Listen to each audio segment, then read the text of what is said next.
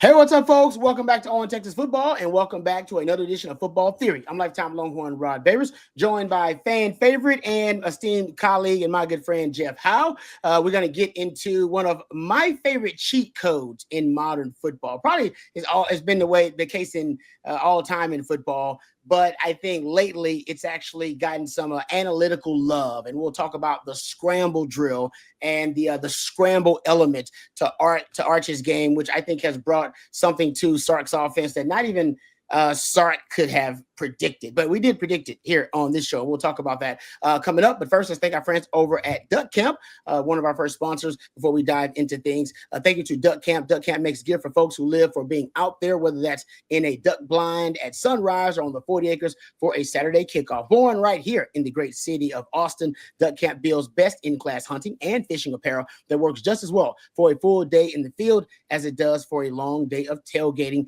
From sun protection shirts, they keep you cool during those early season scorchers, to their iconic game series hats that feel like instant classics. Duck Camp gear is ready for football season, hunting season, and every season in between. Get out there, stay out there, and hook 'em horns. Shop Duck Camp at duckcamp.com. Thank you very much to our friends at Duck Camp for sponsoring Football Theory. Now, Jeff, you and I talked about this in the offseason. Arch's mobility, his ability to scramble, improvise, be off schedule, second reaction plays was going to add another cheat code to Sark's offense.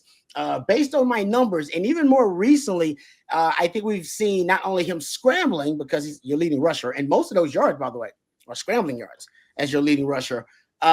He's actually now starting to gain some chemistry with the wide receivers in the scramble drill, making him even tougher to defend as a defender. I've always said the scramble drill may be the toughest thing to defend in football, because first you got to defend the initial play, and your reward for doing that successfully is a quarterback that decides to break out of the pocket and improvise second reaction plays, all right, and receivers who are extending plays. And then even if you defend the scramble drill successfully, there's the scramble element to his game. He may decide, to hell with it, I'm just going to try to run and take the yards I can get. And that could end up being a big chunk yardage play too, because the defense is worn out from chasing this guy. So you're essentially, with a scrambling quarterback, one who's good at it, like Arch is, you're defending 3 plays in 1. And that's in my opinion, that's what makes it such a lethal and effective cheat code. Yeah, and I think this is why you're starting to see Sark and AJ Milwee kind of go a different direction with the quarterbacks they're recruiting. At this point, I don't know, right? Unless the guy's just an insanely, gifted thrower of the football. You look at the guys like Sark had a hand in recruiting when he was at SC. Man, I don't know if he'd recruit, Mark Sanchez or Matt Leinart, or got Cody Kessler, guys that were just what you historically think of as a pocket passing quarterback. I didn't even talk about functional athleticism. I'm talking about just a guy that would stand back there, big body guy, big frame that can throw it down the field.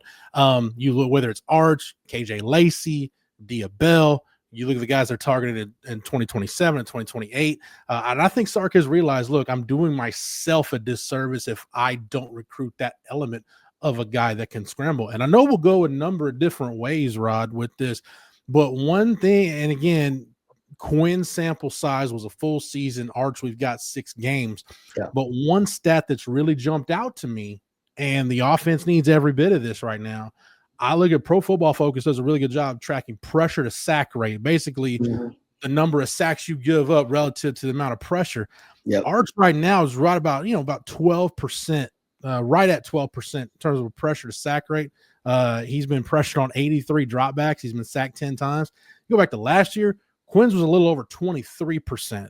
So again, you might say, well, what's the difference between 12 and 23%? That's a lot. So Arch's legs are, not only are they helping you advance the ball down the field at a time where you're still trying to get everything on the same page, but it's keeping you out of even more negative plays than you've already faced. Yeah, because Oklahoma got pressure, guys.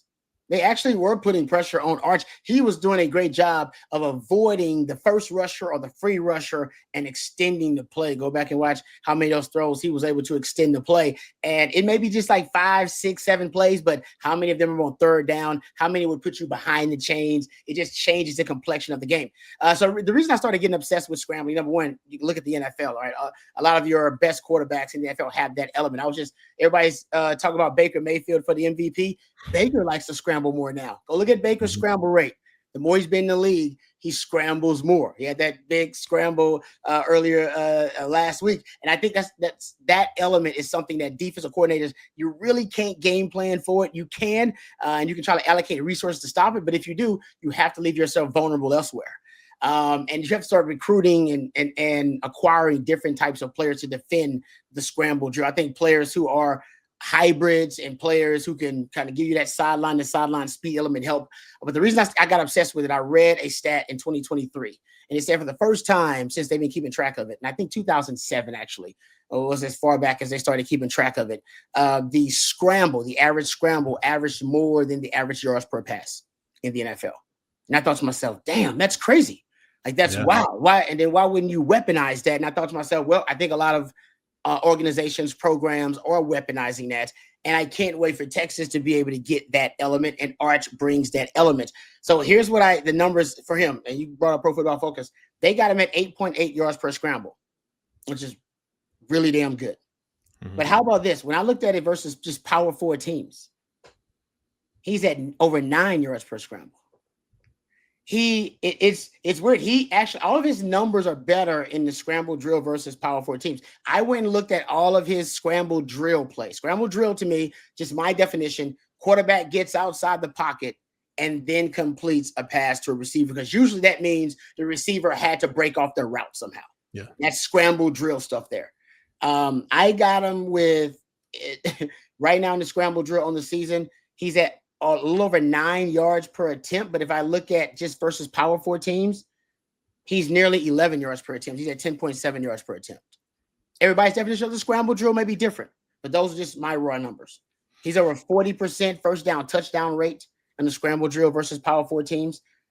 If you watch a lot of Patrick Mahomes, which some of y'all do, I'm sure you do, Jeff, you watch the NFL, he actually scrambles more in the playoffs than he does in the regular season. And he does in big games than he does in games that may not mean as much. Mm-hmm. I feel like for Arch, maybe it's just circumstance, because those are the best teams you're playing and you're under more pressure and under more duress. Or maybe it's coaching. Maybe the coach is like, hey, we're turning to lose this game, just so you know. No holds barred, baby. Do whatever. And then some of the other games, I need you to protect yourself. Watch out. I don't know what it is. But in these big games, Arch has his legs and his scrambling ability and his scramble drill have been more of a weapon than they have been against Sam Houston State, San Jose State, and UTEP for whatever reason. Yep. Yeah, they've had to your point, Rod. We talked about the pressure rate for Arch against Florida was upwards. It was over 60%, I think. If you just look at Pro Football Focus, the way they track it, Arch dropped back 30 times. He was under pressure 15. So basically every other time Arch dropped back to throw, he was facing some kind of pressure. Now, the good thing on that is, though, of those 15 pressures, only 1 sack. So again, your pressure to sack rate with Arch is really, really good. And what you're talking about, whether you categorize them as scrambles or not, this allows you to still call, if you're Sark. And again, it's a calculated risk, but this allows you to call some of those more longer developing routes, like the 12 to 15 yard, the deep comebacks, the deep outs, the deep in breaking routes, because and I think for the receiver, scramble drill rules apply, because hey, the ball might not be coming from the spot which you expect it to come from, because Arch might be on the move or whatever. Just run your route and trust that the ball will be there. So I think it's these receivers getting used to, it takes time to develop that. Number one, I've got to trust my route and run the right route and be there for my quarterback in that sense. But you've also got to develop the sense of timing that says, okay, if the ball's not delivered at this point in my break, I need to break my route off and start working back to the quarterback or whatever your scramble drill rules are and start helping your quarterback. Go back to the 2017 Texas offense. I know I've referenced that offense quite a bit here on Football Theory, but just follow me here. I swear I'm not going to give anybody PTSD. Go back and watch some of the scrambles with Sam Ehlinger that season. You could tell guys are still trying to figure out timing and where Sam likes to release the ball, how long is he going to hang in the pocket, whatever. Lil Jordan Humphrey at first was the guy that got it the quickest of that receiver group. But then you go to 2018 and 2019. Now, by that point, Devin Duvernay, that's his third year with Sam. He knows, okay, I know if the ball's not to me at this point, now I've got to start working back to the quarterback. So this is something, Rob, that should be getting better for this offense over time, the more live reps they get with it. And what I'll also get to with the numbers you pointed out with, hey, you may want to, temper the number of times you ask Arch to scramble. There's two things there. One, with the slides that he had when he slid in his run, he's becoming a smarter runner, which is good. Yeah. Sometimes quarterbacks say discretion is the better part of valor. Like, doesn't make you a coward, makes you smart, because you can't help the club if you're in a tub. It doesn't work that way. And two, it makes the designed runs for Arch incredibly more effective if you can really save the moments in the game for when you call those. That's why that 29-yarder opened up the way it did. Didn't call many design runs in that game because you got enough out of the passing game. Obviously, Trey Wisner, what he was doing on the ground. So it all works together. Your wide receiver in a scramble drill, your run game. Again, Rod, I'm not expecting this offense to suddenly be averaging 500 yards a game and 8 yards a play, but if they can just have sustained stretches of games where they're efficient, they've shown they can do enough to put themselves in a position to win pretty much any game left on the schedule. Yeah, no, I agree with you. And just so people know the numbers versus Power 4 opponents, guess what we're looking at now? We're talking about SEC play here. Texas averaging a little over 3 scrambles per game from Arch.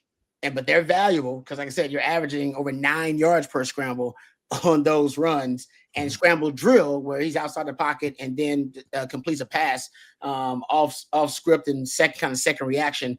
You're averaging 4 of those per game. So we're not talking about we're talking about a little over 7 plays here, somewhere around there. If you get more than that, then they're going more than their average. But it's been a weapon because at this point, scramble or scramble drill, you just combine the two, you're right around 10 yards per play, and you're right around 40, you're over 45, you're right around 45% first down touchdown rate, which means 45% of those plays result in the first down. Yeah. And I'm sorry, Robert, I'm working on a story to go over on Texas football. Actually should be up today. I had mentioned this in the piece, but the offenses had gotten trouble. They've had trouble getting off to a good start against their power conference opponents. And I think this ties into the scramble drill because you basically analyze the first 3 drives of those 3 games against Ohio State, Florida, and Oklahoma. The Texas drives and the opponent's drives, and Texas in those drives, Rod, they're averaging less than 4 yards of play. They're 1 for 10 on third down. It hadn't been good. But what is those first 3 drives? More likely than not, you're still on the script, which everything at that point, it's structure, it's regimen, and you should have repped it in practice. This offense right now, they're not at the point where they operate really well in structure. When this offense is at its best, it's Arch using his legs to make plays. So it's hard to incorporate. How do you incorporate scramble situations in your script? Yeah. I don't know. That's why Sark gets paid way more than I do to do his job, and I'm here talking about it.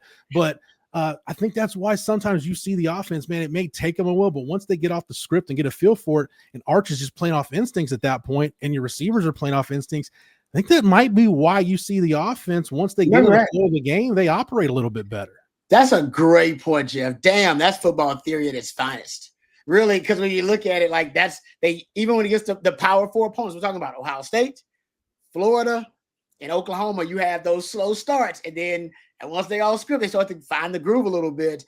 And that's a great point, actually. That's worth exploring. And I'm with you. I don't know how you coach that other than you encourage him. Hey, you encourage the receivers and Arch maybe to have their own rules of the scramble drill instead of some hard, fast rules. I mean, these are veteran receivers who've been with him. I mean, obviously, DeAndre Moore, he's a veteran guy, and at least he's been in the program for a couple of years. But I'm with you. That's the beauty of this thing, that there is no way to really prepare for it defensively, but there's also no real way for you And now you can work the scramble drill, practice it, perfect it. That's the whole point that we're talking about here.